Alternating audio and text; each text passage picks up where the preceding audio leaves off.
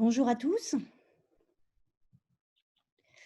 On est ravis de vous retrouver ou en tout cas de vous voir ce matin, pour ce nouveau webinaire sur, le retail et le food, que nous avons préparé avec, l'équipe Kingcom. Nous serons ce matin avec, ma fidèle associée en webinar, Charlotte Massé-de-Gastine.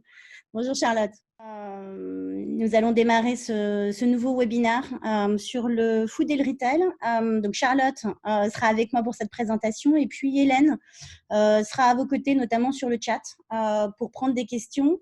Soyez pas surpris, vos micros sont coupés plus pour qu'on puisse en tout cas, démarrer cette présentation et puis bien sûr prendre toutes vos questions, vos commentaires à travers le chat. Hélène nous remontera et puis nous verrons passer si vous avez des questions. Nous ferons 2 ou 3 pauses pendant cette présentation pour pouvoir tenter de répondre à vos questions. Je vous propose de démarrer. On s'est donné 1h30, 1h15 de présentation et puis 1 heure et puis prendre vos questions et essayer d'y répondre. On se lance directement. Le sujet donc d'aujourd'hui, c'est cette notion de retail et marque food, notamment dans une période qu'on appelle new normal, post-confinement, pré-reconfinement. À choisir. L'enjeu pour nous, c'est que évidemment, à la fois l'écosystème food et retail a été énormément bousculé par tout ce qui vient de se passer, par la crise à la fois sanitaire et puis évidemment un enjeu de distanciation sociale, d'inquiétude sur la santé des Français. Et du coup, un New Deal à trouver, et selon nous, un New Deal à trouver évidemment ensemble entre le food et le retail pour aller justement saisir de nouvelles opportunités. Du coup, pour pouvoir avancer dans ces enjeux et dans cette j'allais dire, bouleversement, on va vous proposer 3 parties, 3 leviers. Le premier, c'est cet enjeu de nouvel environnement, que ce soit physique ou digital, dans un enjeu de vente et de consommation alimentaire. Et aussi derrière ça, un levier évidemment d'engagement. On sent et on voit une attente très forte, voire une pression des consommateurs, des citoyens qui sont devenus experts dans le domaine. En tout cas, ont beaucoup d'informations qui leur arrivent sur cet environnement et sur justement des attentes.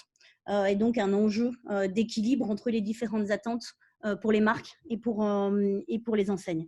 Et puis évidemment un enjeu de bien mieux comprendre ces citoyens, ces Français, ces publics, dans justement aussi une schizophrénie quelque part, parce qu'ils veulent tout à la fois, et en même temps ils ont des besoins qui sont eux-mêmes schizophrènes. Donc l'enjeu, c'est de rentrer dans ces 3 grands sujets pour pouvoir aborder ce sujet du retail et du food.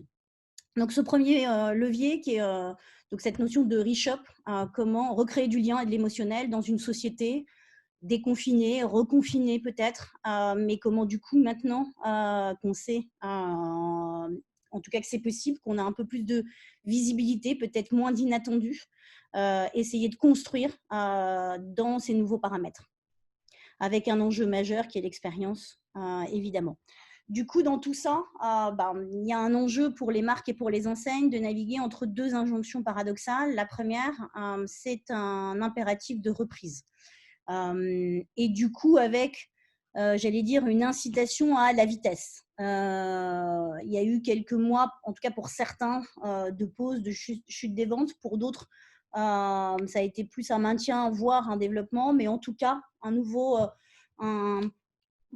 système qui se relance, et du coup un enjeu de relancer les ventes, de conserver ou d'attirer de nouveaux clients, et puis évidemment de sécuriser des emplois, et puis pour les leaders, garder le leadership, pour les challengers, essayer d'aller challenger ces leaders. On voit bien dans ces périodes évidemment instables qu'il y a soit évidemment des risques forts, soit des opportunités.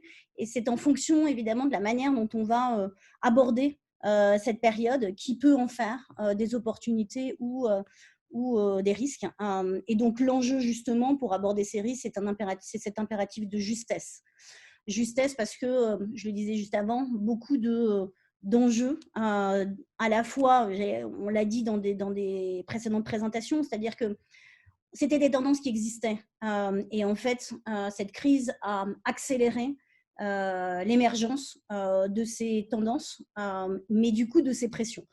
Une, par contre, qui remonte plus particulièrement sur le devant de la scène, c'est cette notion de sécurité, de santé, et du coup qui impose des nouveaux standards d'innocuité. On l'a vécu dans l'alimentaire de manière très forte il y a quelques années, ces crises qui étaient liées là plutôt aux produits. Là aujourd'hui, on a un enjeu toujours sur cette notion de sécurité, mais qui est du coup dans la relation avec le consommateur. Une pression sur les attentes, on l'a dit.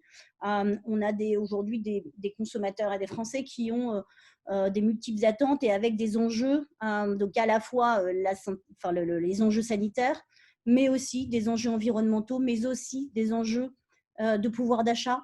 Et là où, peut-être dans les années passées, on a pu avoir des périodes de crise économique où l'enjeu de pouvoir d'achat passait au-dessus des autres, des périodes plus fastes dans lesquelles l'enjeu environnemental passait au-dessus des autres. La nouveauté, c'est qu'aujourd'hui, on a à peu près toutes les injonctions, tous les enjeux très hauts et finalement qui doivent trouver un équilibre entre eux, en tout cas qui sont au même niveau.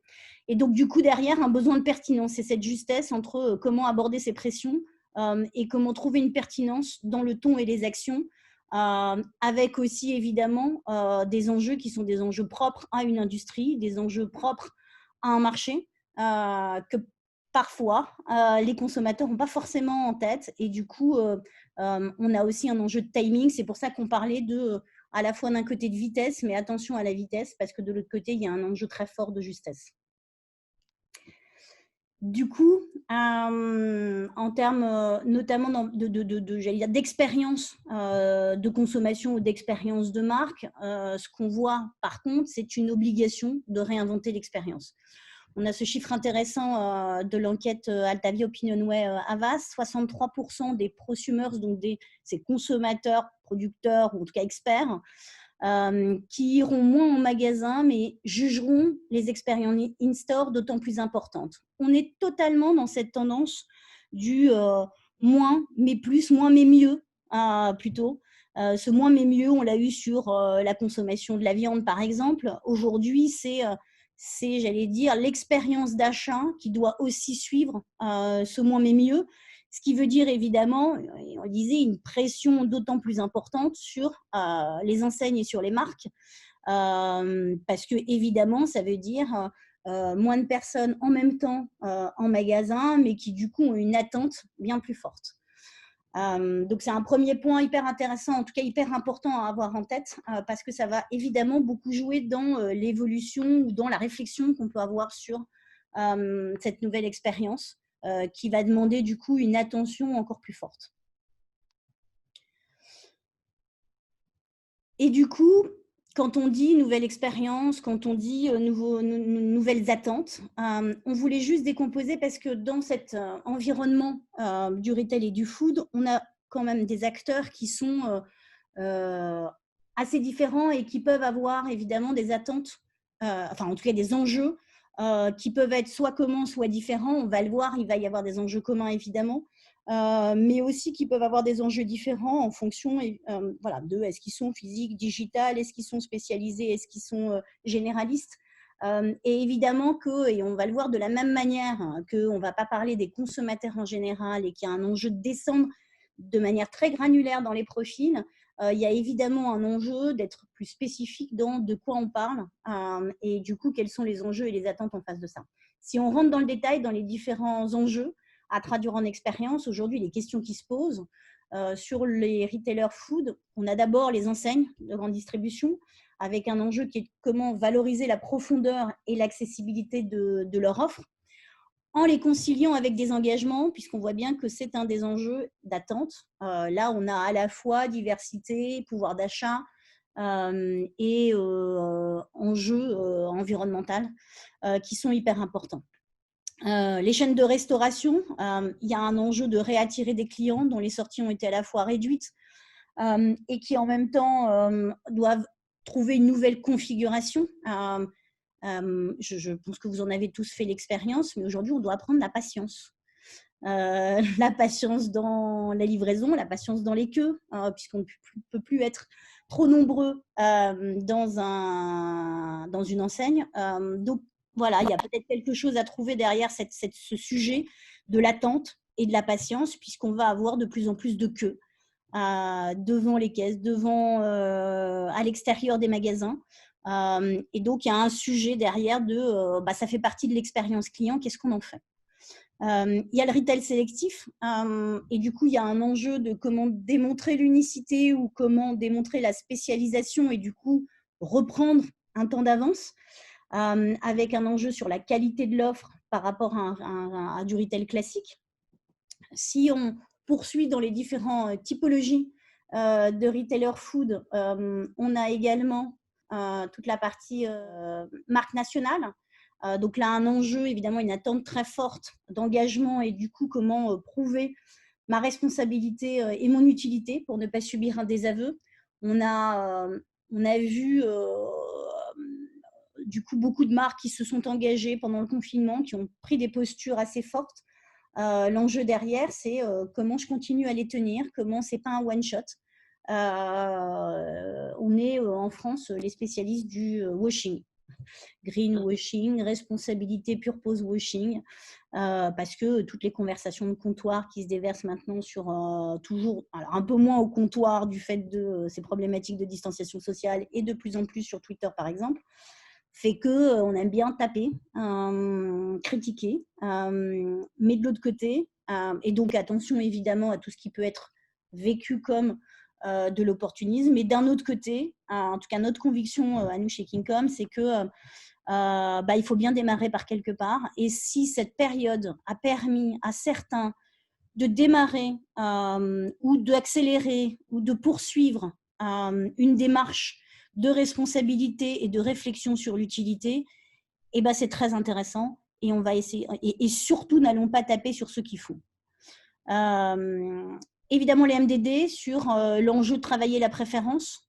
Et on voit bien aujourd'hui que les enjeux de responsabilité, d'engagement font partie d'éléments clés dans la préférence de marque et donc des marques distributeurs qui se vivent de plus en plus comme des marques à part entière et qui aujourd'hui se comparent à des marques de plus en plus fortement à des marques nationales. Et puis tout l'écosystème digital. Donc avec d'un côté les retailers digitales avec un enjeu de conserver, puisqu'on l'a vu et on le reverra, que cette période a aussi déclenché un usage de l'achat digital très fort et avec aussi, j'allais dire, une poursuite en tout cas pour un nombre important de ces newcomers,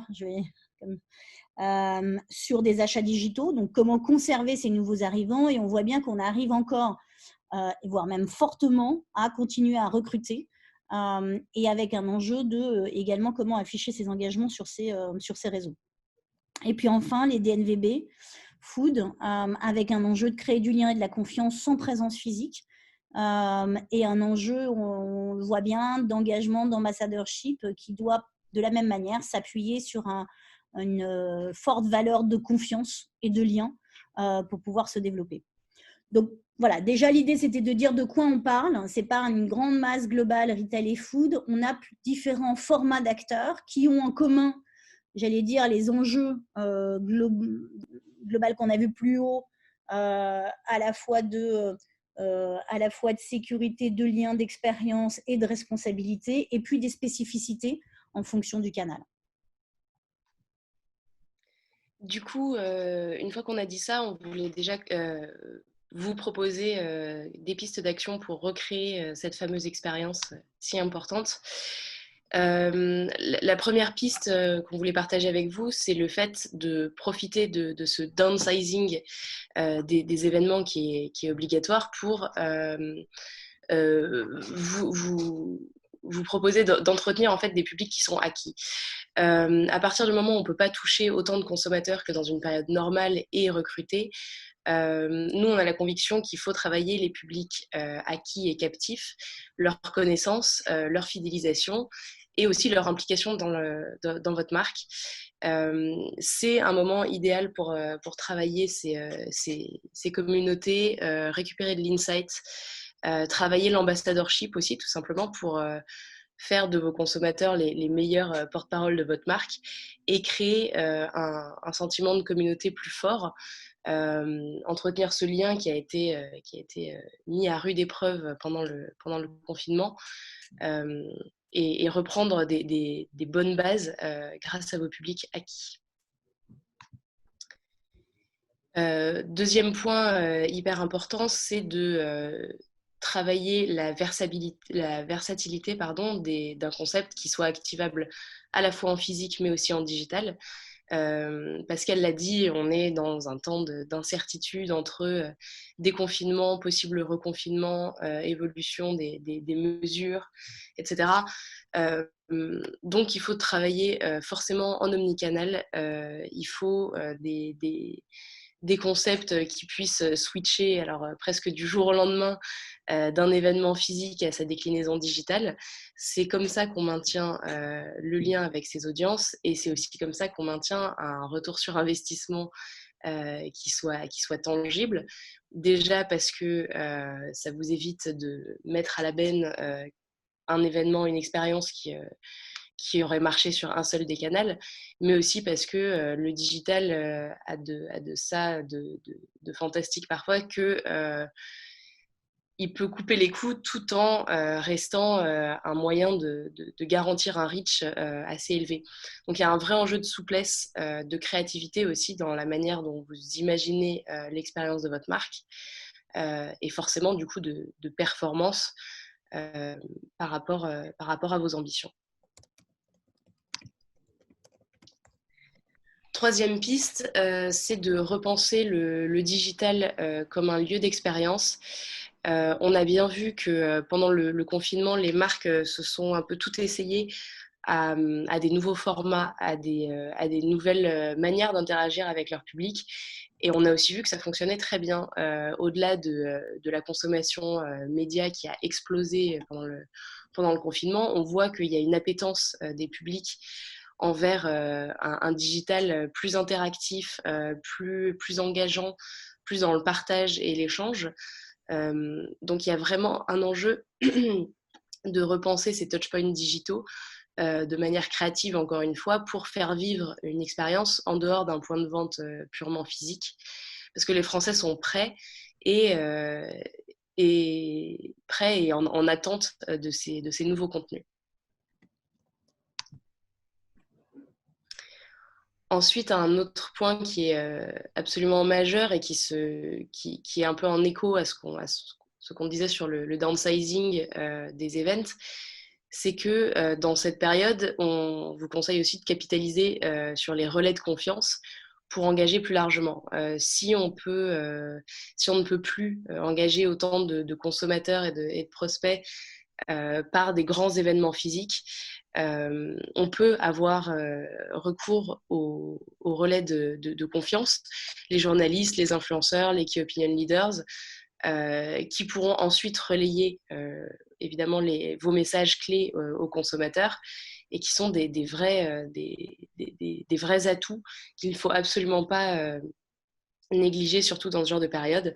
C'est à la fois un enjeu donc, de visibilité et de considération, mais aussi de rentabilité de vos investissements en termes de prise de parole. Et enfin, dernier point, c'est de repenser la stratégie retail en partant des besoins des publics, en pensant à leurs usages de votre marque, en pensant à leurs habitudes, à leur vie quotidienne. Le retail a cela de fantastique qu'il a énormément de déclinaisons. Hein. J'ai mis quelques exemples, des concept stores, des pop-up, des corners, des food trucks. Voilà, le but, c'est vraiment d'aller chercher, grâce à des nouvelles initiatives en retail, vos audiences directement là où elles sont, créer des nouveaux touchpoints et des nouveaux points de rencontre, réinventer peut-être un peu l'offre, mais vraiment rester dans cette dynamique d'agilité et de connivence avec tout simplement vos publics pour vous réinventer de la manière la plus performante possible.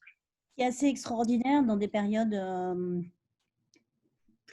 plus difficiles ou en tout cas inattendues, c'est que dans ces environnements contraints, c'est là où, parfois forcée, la créativité émerge de manière, j'allais dire, jaillit presque, parce qu'on n'a pas le choix, parce qu'il faut regarder les choses autrement, parce qu'il faut penser autrement, parce qu'il faut trouver des solutions. Et du coup, souvent, c'est le moment où, dans les équipes, on se met en task force, on se dit qu'est-ce qu'on peut trouver pour continuer à aller toucher, sensibiliser, vendre notre conso, encore une fois, tout en étant juste par rapport à la période. Et c'est là que naît du coup des idées, des manières de faire où jusque-là, les équipes où on disait mais non, c'est pas possible, mais non, ça marchera pas, mais non, on n'y arrivera pas. Et je vous recommande fortement de capitaliser ou en tout cas de faire la liste de tout ce que vous avez pu faire pendant cette période qui finalement a marché ou en tout cas a pu être testé. Et pour vous en servir pour dire qu'il ne faut pas s'arrêter là et qu'en fait, ces habitudes de remettre en cause, de rechallenger, de voir les choses autrement, d'imaginer autrement, qui sont encore une fois un fourmillement de créativité, sont extrêmement sains finalement et ne devraient pas être qu'en période plus contrainte ou compliquée. Parce que c'est de là que naît, et on l'a vu, beaucoup d'initiatives extrêmement intéressantes, assez nouvelles et qui évidemment nous obligent plus que d'habitude à nous mettre d'un point de vue client-consommateur. Quand Charlotte disait tout à l'heure, appuyez-vous sur les gens qui vous connaissent et qui vous aiment déjà, qui vous connaissent par cœur, qui sont fans ou qui aiment, parce qu'ils regardent peut-être la marque de manière différente que ne peut le faire l'interne ou l'interne de l'enseigne. Et ce regard-là peut être parfois évidemment un peu dur, mais il est aussi très salvateur pour ouvrir les chakras, ouvrir les idées, ouvrir le champ des possibles. Et évidemment, c'est extrêmement important. On en parlait tout à l'heure. Est-ce qu'on prend cette période comme une période d'opportunité et si oui, il faut essayer, tester, y aller. Bien sûr, en gardant des fondamentaux, mais en allant un cran plus loin parce que la situation le demande. Du coup, sur cette première phase de ce champ des possibles, cette manière de réinventer ou de réenchanter ou de imaginer de manière nouvelle quels peuvent être du coup cette expérience, ces enjeux, cet échange avec ses consommateurs et de recréer de la relation et de l'émotion parce qu'on voit bien, on sait bien que une grosse partie de la décision passe par le cœur. Bien sûr qu'il y a un enjeu rationnel qui passe par la tête, mais c'est aussi cet enjeu d'attachement, de relation, de proximité et donc d'émotion avec l'enseigne ou la marque. Bien sûr qu'il y a du pragmatisme, la proximité, et on le verra un peu plus loin, des convictions, mais c'est cette association évidemment entre ce rationnel et cet émotionnel qui convertit, qui incite, qui fait préférer. Et du coup, c'est dans ce cadre-là qu'on a monté une offre qui s'appelle Reshop avec un audit des attentes consommateurs, donc sur un un panel de consommateurs qu'on interroge sur des points évidemment clés pour pouvoir mieux comprendre, mieux focuser sur de la co-création de concepts qui peuvent être déclinables en digital en digital et expérientiel, avec du test d'insight en live sur vos publics et avec des enjeux d'amplification magasin en scène digitale et j'allais dire tout levier, rayon ambassadeur et bienveillant. Si on passe peut-être à des questions s'il y en a.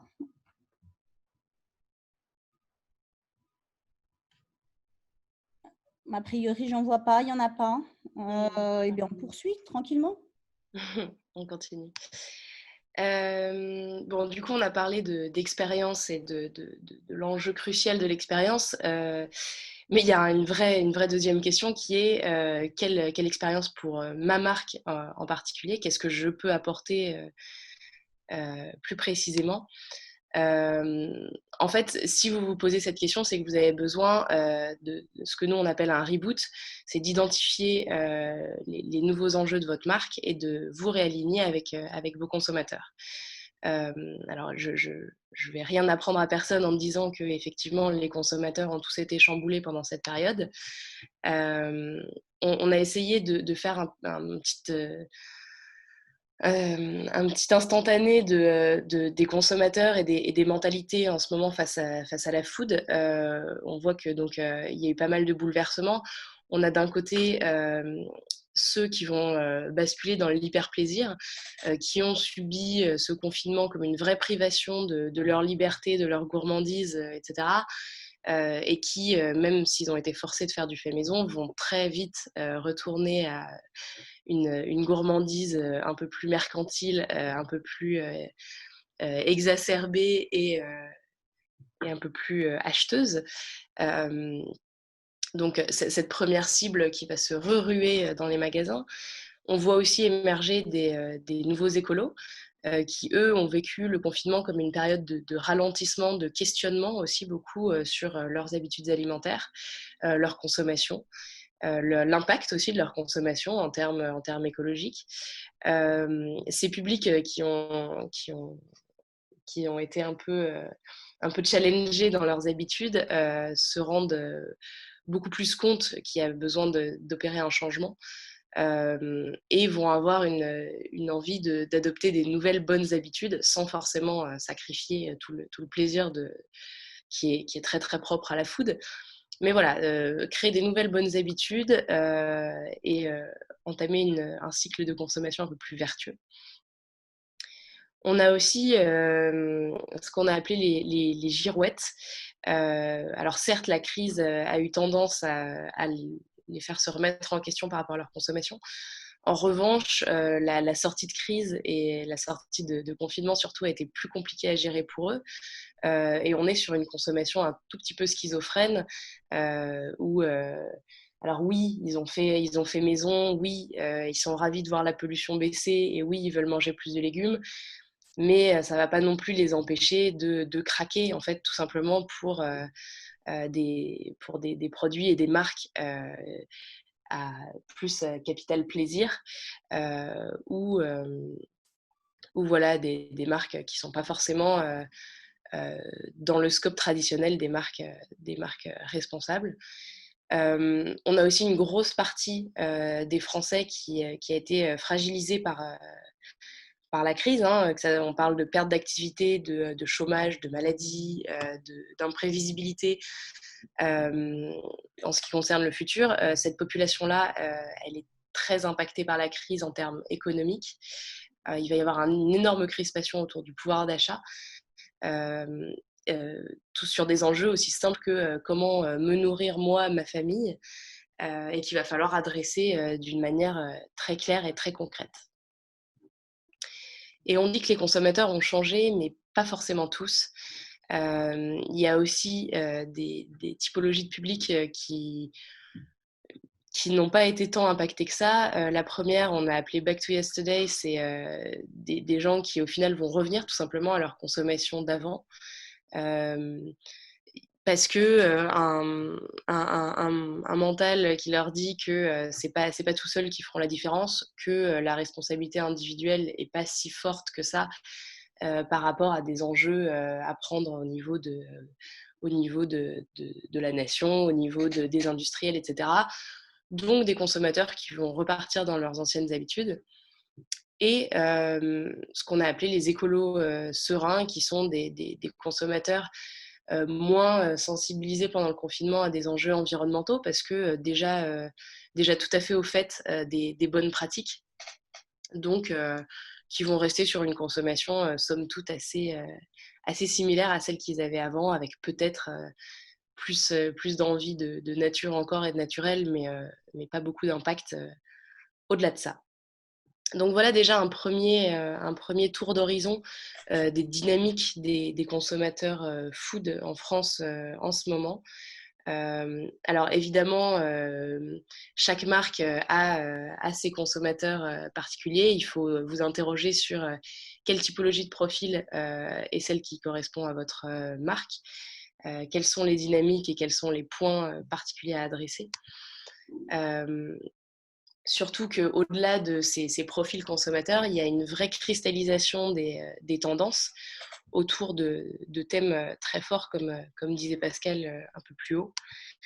On voit déjà une vraie bataille en termes de valeur versus valeur.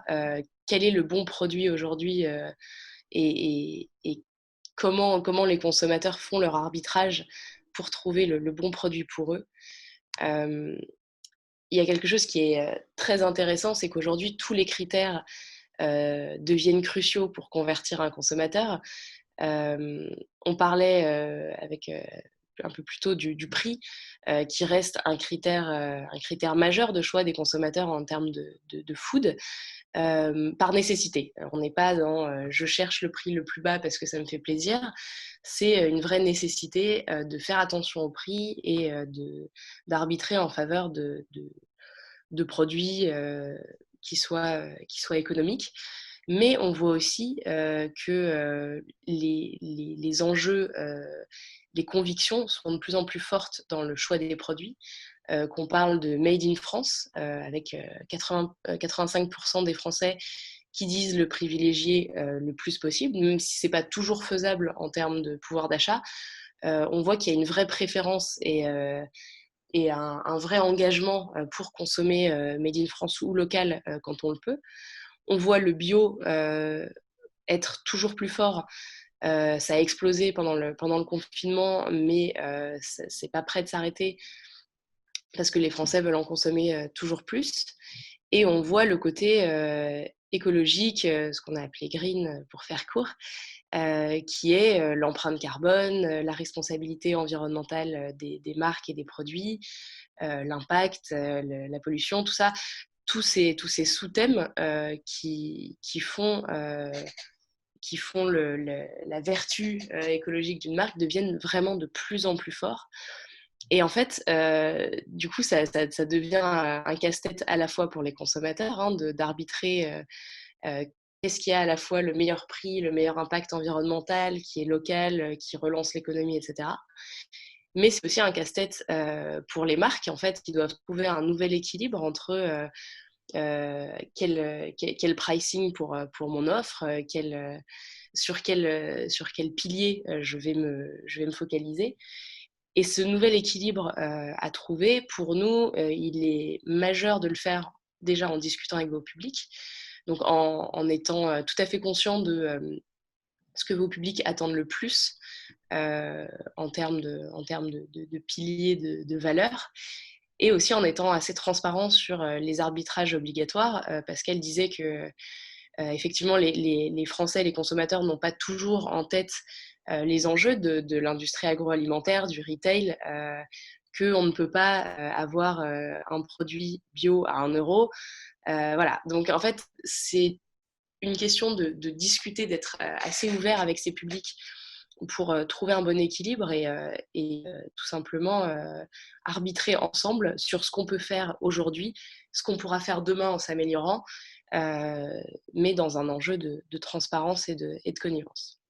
Juste un point par rapport à ça, effectivement, si on regarde l'ensemble des sondages, effectivement, les Français veulent tout. Alors après, évidemment, et c'est pour ça que Charlotte vous présentait les différents profils en fonction des profils. Donc, oui, c'est vrai qu'aujourd'hui, tous ces critères sont remontés très haut. Il y a également un critère de santé et de bien-être. Et c'est assez intéressant, on revient à ce que l'OMS a qualifié de One Health, donc un équilibre entre la santé animale, la santé humaine et la santé de la planète, qui doit donner, et donc cet équilibre peut donner une santé en fait finalement pour tout le monde, parce que dès qu'il y a des équilibres, forcément ça a des incidences sur les 3 écosystèmes. Donc cet enjeu-là est très fort. Après, en fonction évidemment des publics, on a des items ou des critères qui sont plus ou moins hauts, comme Charlotte le disait juste avant.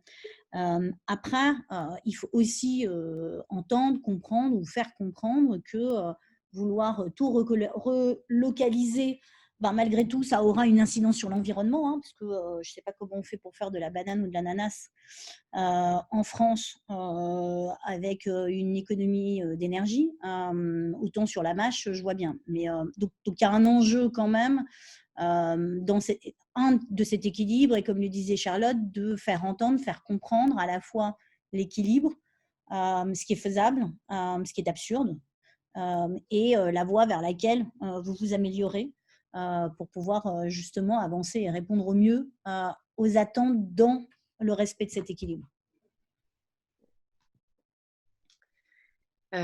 Autre point de tendance, c'est forcément l'appréhension de ce new normal de la part des Français.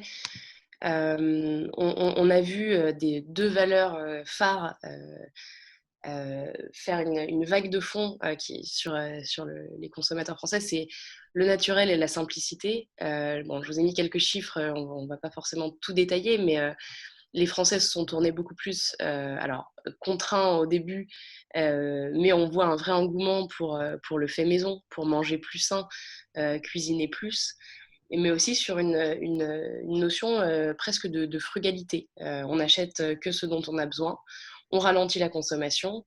Voilà, on retourne à une consommation un peu plus simple, un peu plus épurée, un peu plus sereine aussi. Pour se prémunir en fait tout simplement de l'angoisse qui est très caractéristique de l'époque qu'on est en train de traverser. Donc c'est tout ce naturel et cette simplicité, c'est aussi des éléments très importants à garder en tête pour votre marque, pour tout ça. Ça va permettre de calmer les angoisses des consommateurs et d'être tout à fait en phase avec eux. On voit qu'aujourd'hui, les angoisses, elles sont là, elles ne sont pas forcément prêtes à partir. Les gens veulent éviter d'aller en magasin quand il y a trop de monde, privilégier le sans contact.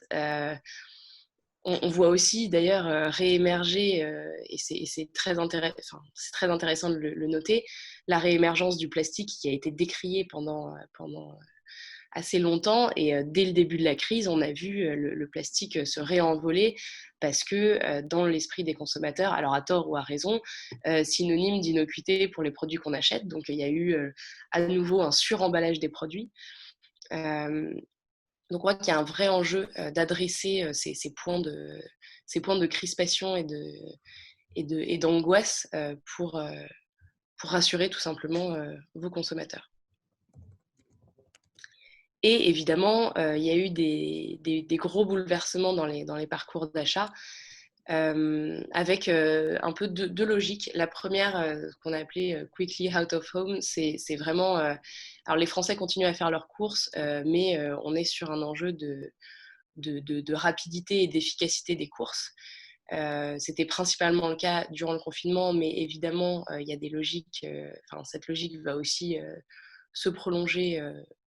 se prolonge et va se prolonger avec une explosion du drive, notamment 30% des essayeurs du drive pendant le confinement ont prévu d'y retourner une fois le confinement terminé. Beaucoup d'achats de produits frais en drive, ce qui était une très très faible part du drive avant le confinement et la crise sanitaire. Mais on voit aussi le retour des magasins de proximité. on va privilégier des plus petits points de vente. On va soutenir aussi, on va se réintéresser à son écosystème de proximité pour, pour entretenir le tissu économique hyper local, et aussi pour moins consacrer de temps aux courses et faire des plus petits trajets. Et la deuxième dynamique, qui est le Only at Home, avec une explosion du e-commerce, à la fois en valeur et en volume, des intentions de réachat et de continuation de ces logiques, mais aussi une explosion de la livraison de courses, alors à la fois de la part des enseignes, mais aussi on a vu Deliveroo qui commençait à livrer les supermarchés, toutes ces nouvelles logiques de livraison, même les restaurants aussi qui se sont inscrits en masse sur des plateformes alors comme Deliveroo. On a vu une explosion de ça aussi. Donc voilà, la livraison devient un vrai point clé aussi du parcours d'achat. Voilà pour les lances. Donc, ce qu'on peut voir, c'est qu'il y a un enjeu très fort dans des marchés bouleversés. Et pour pouvoir redémarrer vite, comme on l'a dit, tout en étant juste, qui est le double sujet et l'injonction prioritaire, pour ça, il faut bien comprendre. On l'a vu, les publics, les cibles, les attentes. Toujours pareil, pour appuyer sur les bons leviers. Ces comportements ont changé en quelques semaines, en quelques mois. Et donc, il y a un vrai enjeu de renouveler, de mieux comprendre, de réinterroger, de se reposer la question. Et du coup, un enjeu sur la nouvelle cartographie des profils de vos clients, de vos publics, de votre écosystème. Un mapping des risques et l'analyse des solutions en temps court. Qu'est-ce qui aujourd'hui ne correspond plus alors qu'hier, c'était totalement ajusté aux attentes. Comment est-ce qu'on peut l'ajuster? Comment est-ce qu'on l'accompagne autour de ces nouveaux personas et de ces nouveaux points de contact? On aurait tendance à dire que finalement, on est revenu sur du physique en proximité et en proximité via le digital, finalement, pour des situations plus éloignées. Comment est-ce qu'on retravaille tout ça avec des stratégies spécifiques qui doivent être activables, évidemment à très court terme, mais qui doivent pouvoir nourrir et s'inscrire dans un projet à moyen long terme. Voilà, mais donc ça, c'est une offre Reboot que nous proposons au sein de l'agence.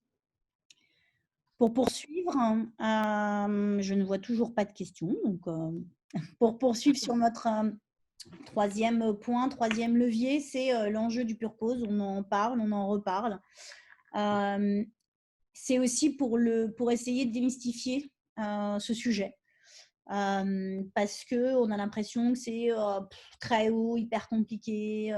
En fait, l'enjeu justement de cette mission, qui doit définir à la fois la responsabilité et l'utilité de l'enseigne ou de la marque, elle est primordiale parce que les attentes des consommateurs, elles sont assez claires une fois que, on l'a dit, vous avez rebossé sur ce reboot et une nouvelle compréhension de vos publics. Mais du coup, à l'intérieur de ça, les marques, les enseignes alimentaires, vous vous demandez comment, au cœur de ces habitudes, ces nouvelles habitudes, montrer cette utilité à vos publics, comment attirer à la fois des marques quand on est enseigne ou donner de la visibilité à son enseigne et à sa marque pour inciter évidemment à investir à votre espace de vente. Et donc, voilà, comment attirer, intéresser, engager ces consommateurs et ces Français autour de vous, réengager sur ces nouveaux enjeux, encore une fois, des enjeux qui, pour certains, étaient existants, mais se sont accélérés, voire même se sont polarisés, on l'a vu. Et finalement, ces extrêmes doivent coexister ensemble, et c'est cet équilibre qui va être primordial et qui est hyper important à trouver. Du coup, dans ce cadre-là, On le dit, les Français attendent des solutions. On l'a dit, les Français n'attendent pas le même type de solution en fonction des publics. Là, on a pris juste 2 extrêmes, mais évidemment, il y a un enjeu de descendre très précisément dans les profils, puisque les profils ne se définissent pas uniquement à travers l'âge, mais quand même, on voit bien qu'il y a des polarités, encore une fois. Les 18-24 ans attendent des marques qu'elles montrent l'exemple, qu'elles guident et qu'elles accompagnent le changement. Quand on regarde justement ce sujet, aujourd'hui, il y a une défiance très forte envers les institutions, envers le politique, et il y a une attente très forte envers, sa propre entreprise dans laquelle on travaille en tant que collaborateur, pour me protéger, pour s'engager aussi, pour que ce que je fais ait du sens, mais aussi vis-à-vis du coup de ses publics et de ses consommateurs. Et puis de l'autre, des marques qui doivent aider les consommateurs au quotidien. Il y a un vrai sujet sur les seniors. On est en train de travailler sur ce sujet en particulier.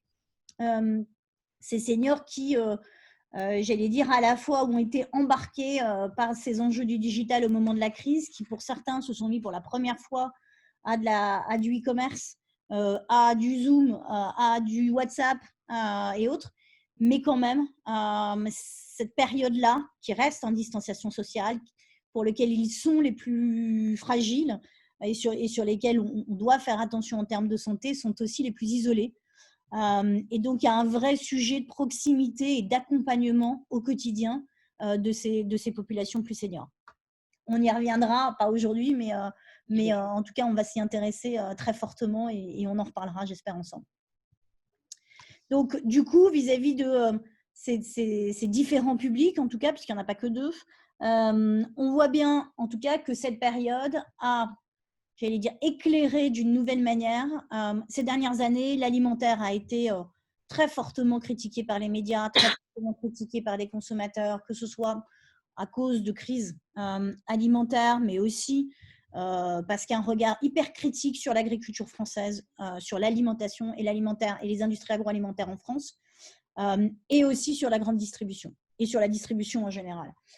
Du coup, cette période est un peu, comment dire, une parenthèse magique où les Français ont redécouvert l'utilité, l'intérêt, ont vu des marques qui se sont engagées et du coup, avec quand même plus 14 points de confiance pour les enseignes alimentaires, plus 16 points de confiance accordés aux fabricants et marques alimentaires. C'est du jamais vu. Et donc, profitons-en. Alors, dans le bon sens du terme, attention. Profitons-en parce que, évidemment qu'il serait intéressant, de ne pas décevoir derrière. D'essayer de surfer un peu sur cette vague, à la fois pour embarquer l'entreprise, la marque, l'enseigne à poursuivre justement dans ce chemin sur, encore une fois, plus de responsabilité et plus d'utilité au quotidien. Et du coup, évidemment, à essayer de conserver cette période un peu, cette parenthèse enchantée, d'essayer de la tirer, de la prolonger en continuant à avancer sur ce chemin, encore une fois, de progrès. Donc, voilà, pour les marques food, le retail est aussi un écrin des engagements. Bien sûr qu'il y a toute la partie own ou earned media sur lequel il y a des enjeux, mais on sait bien que c'est aussi dans ce moment crucial, ce moment of truth dans le parcours consommateur, que ce retail, qu'il soit encore une fois physique ou digital, pourrait être, doit être, serait un écrin de vos engagements. Pour pouvoir être évidemment en cohérence d'un bout à l'autre de la chaîne. Du coup, on vous propose 2 stratégies, évidemment. Vous allez le voir. Soit vous êtes dedans et il faut continuer, soit vous n'êtes pas dedans et il va falloir monter dans le train. Tout simplement. Donc la première, c'est donc si vous êtes dedans ou si vous avez déjà commencé à faire des choses, c'est de s'inspirer et de pérenniser les modèles vertueux du confinement, hein, tout simplement.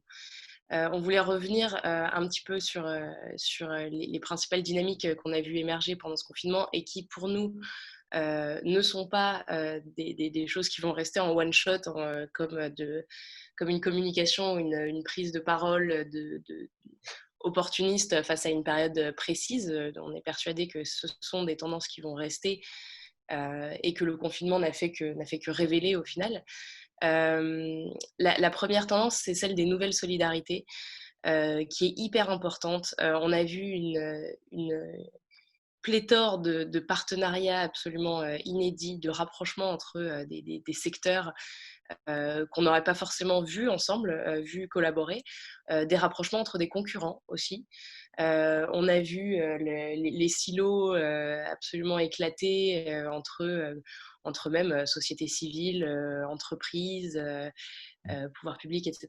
Donc, au final, on se dit que tout est bon pour répondre aux attentes et aux vrais besoins des consommateurs, dans un contexte alors déjà qui était chamboulé, mais même à long terme, on trouve très très intéressant ce concept de nouvelle solidarité, parce que ça fait passer de ce qu'on a appelé un égo-business, donc quelque chose de très refermé sur soi, de très égoïste, de très bon, c'est moi et les autres, je dois juste les écraser, à un écosystème où les différentes parties prenantes d'un environnement sont dans alors pas forcément une co-construction, mais au moins des relations de bon voisinage, voire un peu d'aide quand il y a besoin, tant qu'on sert un but quand même commun et un intérêt général.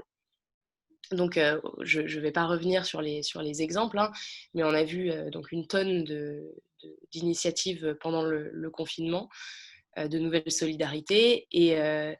Et demain, il faut se poser la question dès aujourd'hui, quelles seront les nouvelles solidarités, quels seront les nouveaux groupements d'acteurs qui se réuniront pour promouvoir des thématiques liées à la food. Nous, on trouve déjà très intéressant de réfléchir à des problématiques comme l'éducation alimentaire, comme les fiertés locales et nationales, comment mettre en valeur toujours plus la richesse des territoires, la richesse de la food à la française. Il y a aussi beaucoup de sujets autour de l'agriculture régénératrice, comment les marques, les distributeurs vont s'emparer à plus long terme de ce sujet. Pascal parlait de la santé alimentaire, qui est un enjeu absolument crucial en sortie de crise sanitaire et en rentrée dans une crise économique. Et aussi l'empreinte carbone qui va être de plus en plus un gros sujet pour surtout l'agroalimentaire. Donc voilà, une réflexion à entamer sur quelle nouvelle solidarité et quelle nouvelle thématique pour votre marque. On a vu aussi d'un côté, alors on était sur un enjeu plus marque au début, on va plus être sur un enjeu produit, mais on a vu une explosion du cross-marketing avec des offres produits qui se sont réinventées à une vitesse quand même assez spectaculaire, et surtout libérées de la créativité pour répondre aux attentes des consommateurs, pour surprendre, pour distraire aussi, c'était beaucoup le cas pendant le confinement. Mais voilà, on retrouve une hybridation hyper intéressante entre ça peut être un Ravensburger et McDonald's pour faire des puzzle burgers, pour voir des rapprochements entre Carrefour et Uber Eats.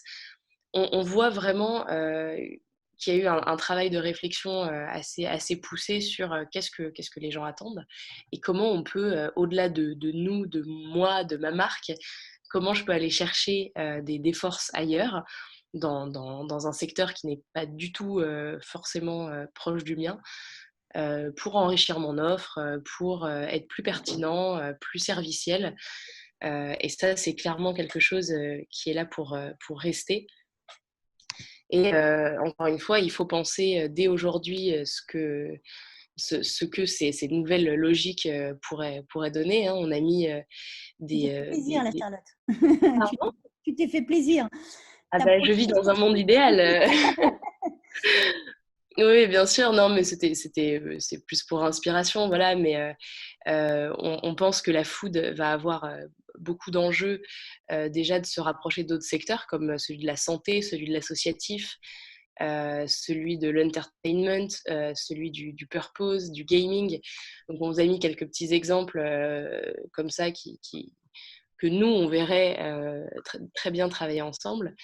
Mais l'enjeu, c'est surtout vraiment de s'interroger sur quel autre secteur que la food pour vous accompagner dans vos démarches et enrichir votre offre produit.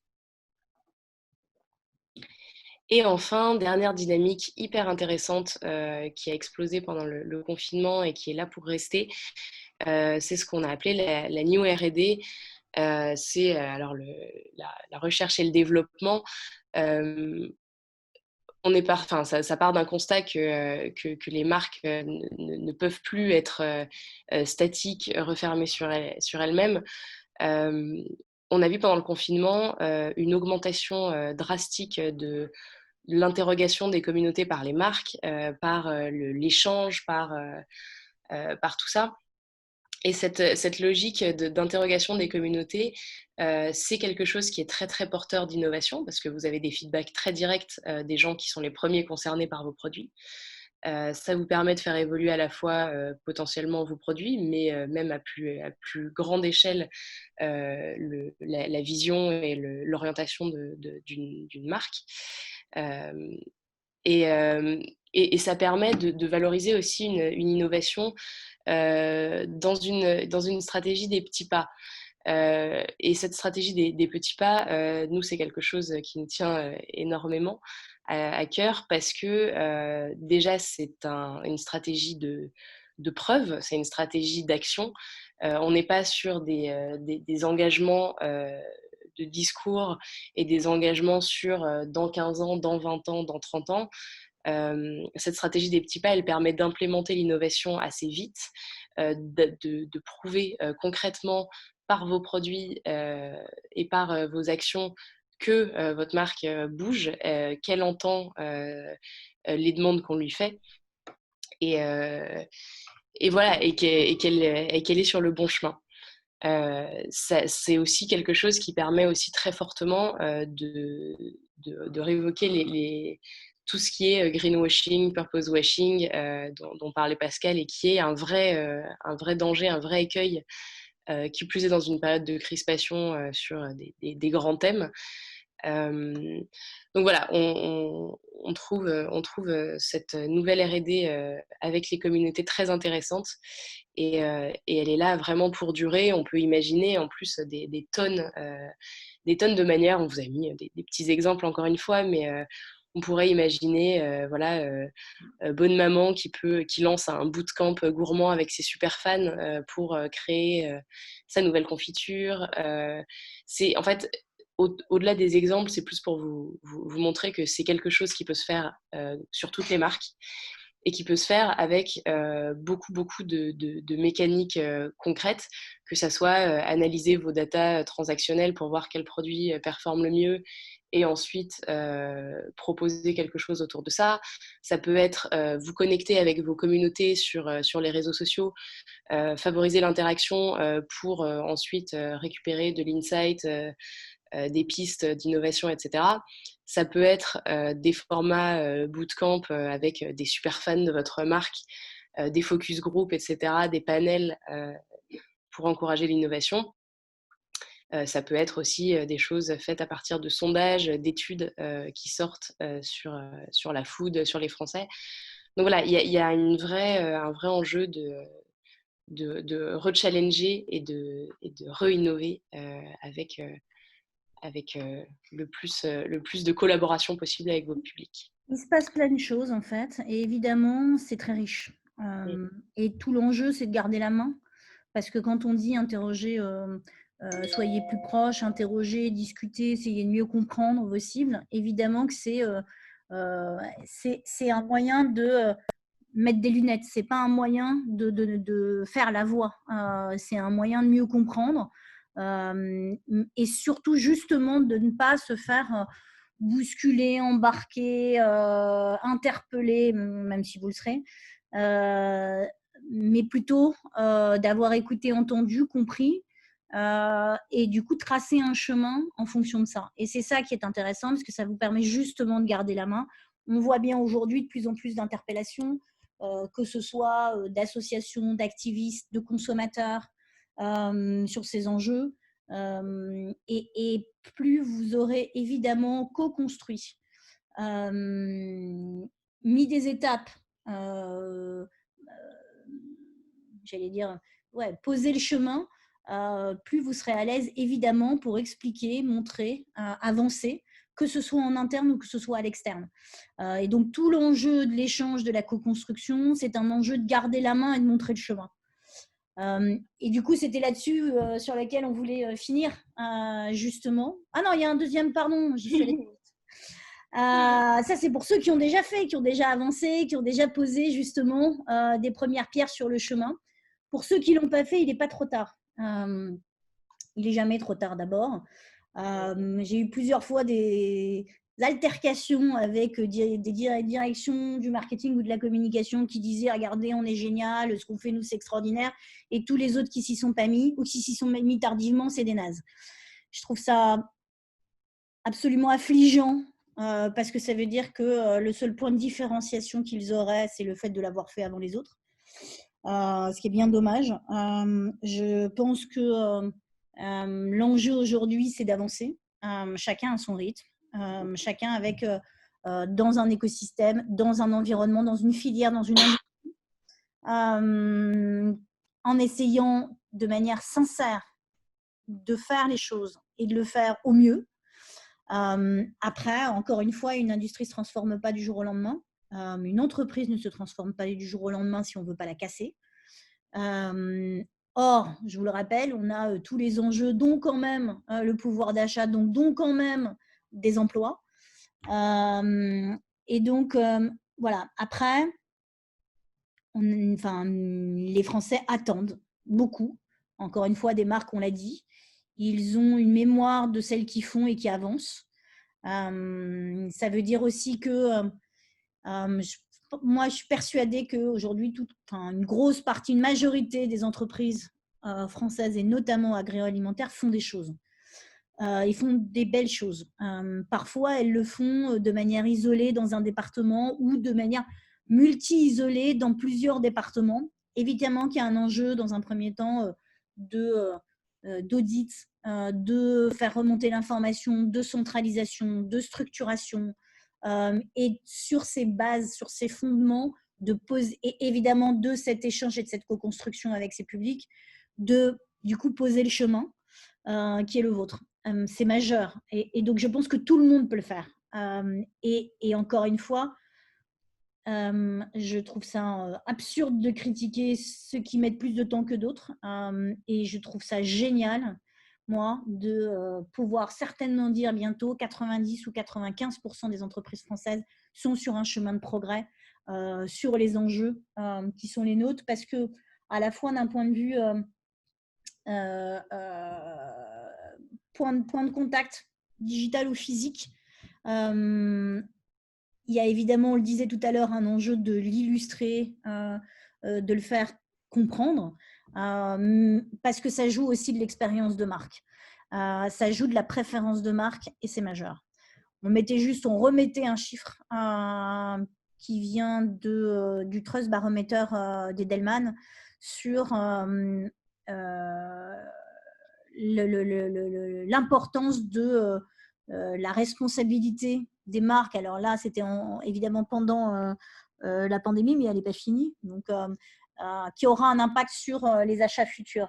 On le disait, dans les premiers temps du confinement, les Français ont été vers les marques qu'ils connaissaient et auxquelles ils avaient confiance d'un côté. Et puis après, ils allaient aussi sur des, j'allais dire, basiques, qui est un vrai sujet, hein, les basiques versus la valeur de la marque. Mais, donc, il y avait cette mixité de consommation.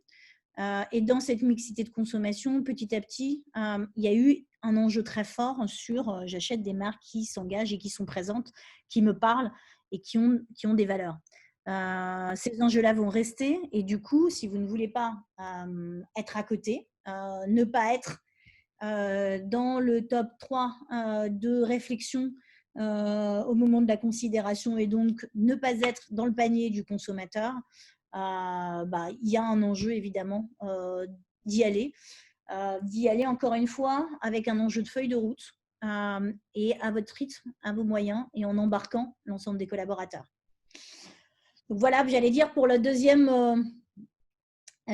voie possible, on peut vous accompagner. On a lancé une offre sur ces sujets-là qu'on a appelé Purpose, tout simplement, justement pour repartir de vos fondamentaux, de l'audit de l'existant, pour vous aider en tout cas à aligner un ADN de marque avec une mission, une responsabilité, une utilité et du coup une feuille de route pour pouvoir avancer sur ces sujets. Du coup, peut-être pour conclure et tenir le timing, mais pour conclure surtout, on vous le disait, cette période qui va durer un certain temps, on le sait, sur lequel on a encore des incertitudes, que ce soit en termes évidemment de vie, confinée, pas confinée, de consommation, d'inquiétude, de pouvoir d'achat, d'environnement. Voilà, tous ces sujets-là se bousculent et donc d'expérience de marque et donc d'expérience d'enseigne et donc de rencontres, de proximité, d'échanges en physique ou en digital. Quelle expérience, comment je le vis, qu'est-ce qu'on me raconte, qu'est-ce que je suis capable d'entendre, qu'est-ce qui arrive jusqu'à moi. Donc ces enjeux dans un monde qui bouge, de mieux comprendre à qui on s'adresse, comment est-ce qu'on peut faire vivre cette expérience de marque et avec quel type de contenu.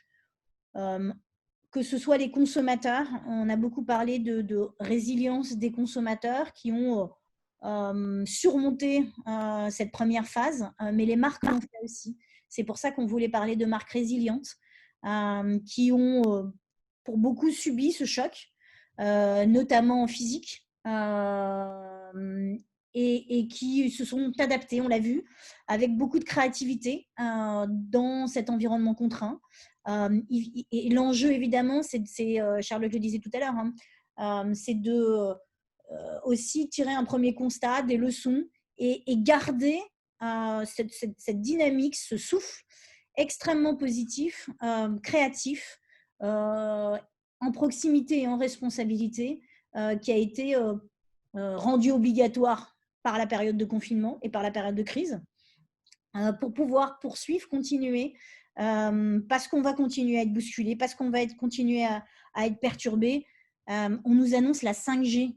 La 4G, elle allait déjà très très vite. Elle nous avait déjà énormément accéléré. La 5G va continuer, c'est évidemment symbolique. La 5G va continuer, c'est juste pour montrer que le monde continue à accélérer.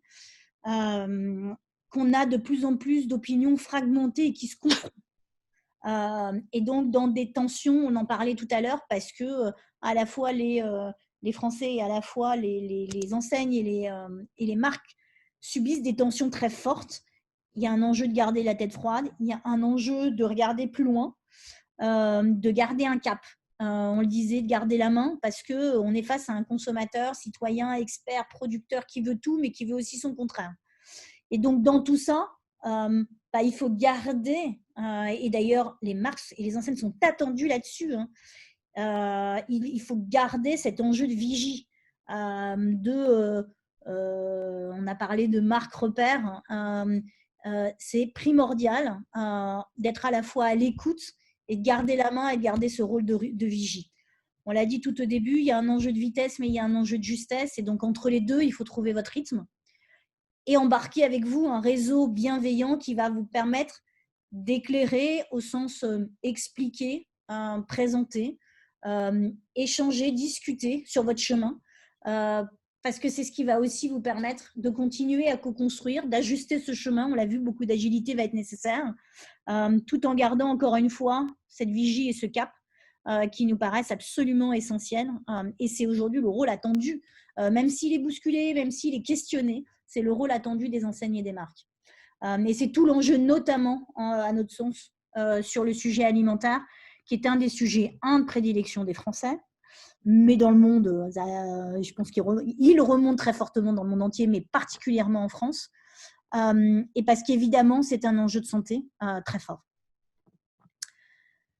Voilà, Charlotte, sur ce qu'on avait, en tout cas, on voulait vous partager suite à nos réflexions sur ces sujets du retail et du food, sur cet enjeu de, on l'a dit, de passer d'un éco-business à un écosystème de collaboration qui va permettre d'avancer tous ensemble à sa juste vitesse pour trouver un rythme et construire, bâtir son chemin. Si vous avez des questions, surtout n'hésitez pas. Alors, attendez, j'en vois une. Non? Alors, oui, nous vous enverrons la présentation. Il y a une question de Hélène sur les enjeux des entreprises agroalimentaires B2B sont-elles les mêmes? Oui et non. Oui, bien sûr que les fondamentaux sont là. On a vu, notamment sur le B2B, évidemment. Enfin, vous le voyez, je crois, des cahiers des charges de plus en plus comment dire, dur, même sur le B2B, dur. En tout cas, c'est ce qu'on disait en notion, en termes d'équilibre. Il y a un enjeu, il y a un cahier des charges qui est de plus en plus fort, qui est de plus en plus haut. Il y a des marchés qui se perdent parce que les marques B2B sont pas toujours, en tout cas sur ces enjeux, que ce soit nutrition, environnement, et du coup, engagement, responsabilité, utilité. Et je trouverais ça, du coup, d'autant plus intéressant que les marques B2B aillent vite. Certains le font, hein, certaines le font, mais on le voit peu, on l'entend peu, parce que ça va être des enjeux de sélection, de cahier des charges et de pitch aussi dans la partie B2B, c'est certain. Et après, oui et non, parce que non, il y a d'autres enjeux, notamment dans l'utilité, évidemment, qui sont liés plus particulièrement au B2B. Du coup, les attentes d'utilité ou d'accompagnement au quotidien du B2B ne sont pas les mêmes que le B2C. Par contre, sur tout l'enjeu de responsabilité, oui, la problématique est la même.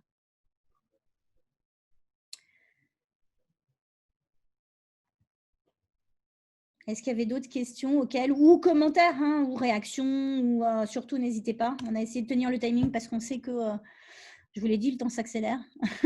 Donc, tout le monde est évidemment très pris.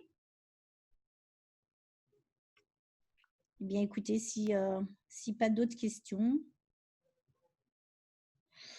On a été ravis de partager en tout cas tout ça avec vous. On continue à réfléchir sur nos sujets. Je vous l'ai dit, il y a des sujets qui nous interpellent plus particulièrement. Le sujet des seniors en est un, on en reparlera.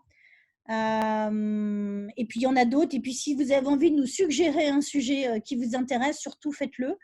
Je l'ai dit, nous vous enverrons la présentation. Sinon, elle sera également téléchargeable à partir de notre site internet kingcom.fr. Et puis, à très vite pour d'autres réflexions, d'autres discussions. Merci beaucoup.